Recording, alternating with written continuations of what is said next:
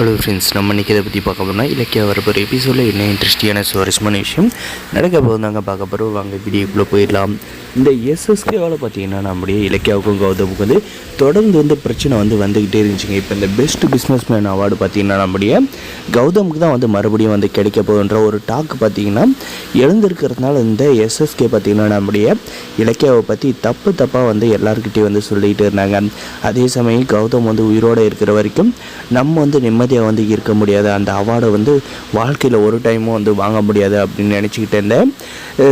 SSK பற்றி நான் என்ன செய்ய போகிறான்னு பார்த்தீங்கன்னா நம்முடைய இலக்கியாவும் பழி வாங்கணும், நம்முடைய கௌதமும் பழி வாங்கணும் அப்படின்ட்டு பார்த்திங்கன்னா அவன் ஒரு ஸ்கெட்சு போடுறாங்க. அவன் பார்த்திங்கன்னா வேறு ஏதோ ஒரு டென்ஷனில் இருந்தப்போ நம்முடைய இலக்கியாவும் கௌதம் டிரைவிங் ஸ்கூல் டிரைவிங் கற்றுக்கிறதுக்கு பார்க்குறதுக்கு பார்த்துட்டாங்க ஒரு ரவுடி இந்த எஸ்எஸ்கேவோட ஆள். அவன் உடனே பார்த்திங்கன்னா நம்முடைய கௌதமும் நம்ம இலக்கியா இந்த இடத்துல தான் இருக்காங்க அப்படின்றத அந்த எஸ்எஸ்கே கிட்டே நல்லாவே போட்டு கொடுத்துட்றாங்க.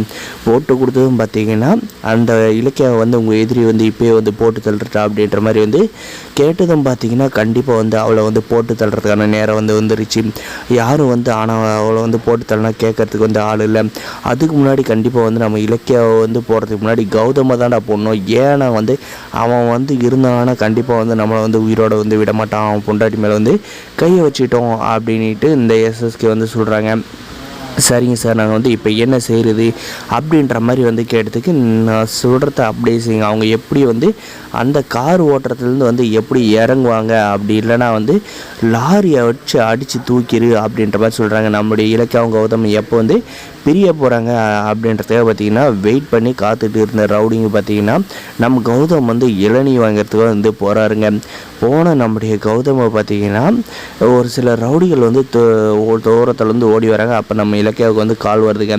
அந்த காலில் வேறு யாரும் இல்லைங்க, நான் இந்த எஸ்எஸ்கேவோட இந்த வாய்ஸ் தாங்க கேட்டுது. என்ன எஸ்எஸ்கே அப்படின்ற மாதிரி நம்ம இலக்கிய கேட்டதுக்கு என்ன இலக்கியா குரலை வச்சு என்னை கண்டுபிடிச்சிட்டேன், எவ்வளோ பெரிய ஆள் ஆகிட்டேனா நான், சரி உனக்கு ஒரு சர்ப்ரைஸ் கொடுக்கவா அப்படின்னு சொல்லிட்டு நம்முடைய எஸ்எஸ்கே என்ன சொல்கிறான்னு பார்த்தீங்கன்னா, இலக்கியா உன்னால் நான் பயங்கர பிரச்சனையை அனுபவிச்சிருக்கேன்.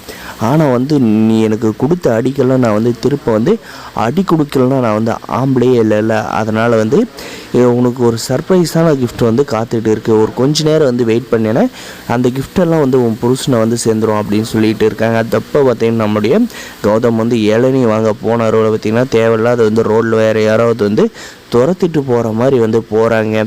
அப்போ நம்முடைய கௌதம் போகிறத பார்த்துட்டு நம்ம இலக்கிய பயங்கர ஷாக்காகி கௌதமுக்கு எதுவும் ஆகக்கூடாதுன்ட்டு காரை இறக்கிட்டு போகிறாங்க. ஆனால் பார்த்திங்கன்னா அதுவாளிக்குள்ளே நம்முடைய கௌதமை அந்த ஆபத்து நெருங்கிடுச்சுன்னாங்க சொல்ல முடியும். இதனால் நம்முடைய இலக்கியாவுக்கு ஆபத்து வரப்போதா இல்லை நம்முடைய கௌதமோட உயிரை காப்பாற்ற நம்ம இலக்கியா அவங்களுடைய உயிரை கொடுக்க போகிறாங்களாம்.